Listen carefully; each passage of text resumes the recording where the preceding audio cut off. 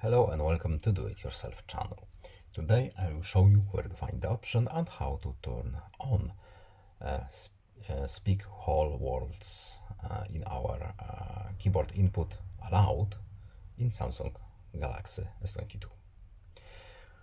So right now when we have our messages, our keyboard is silent and we want to have our assistants to read our words to us.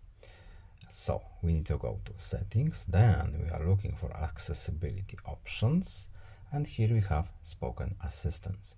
At the top we have the option speak keyboard input aloud. When we turn it on and when we go in here, we can change from characters to words. Now when we go to our message, T delete F delete F8 U F J cat mom. as you can see, it will read the whole words. That's all. I hope this video is helpful to you. Please leave a like and subscribe. Have a nice day and see you in next video. Goodbye.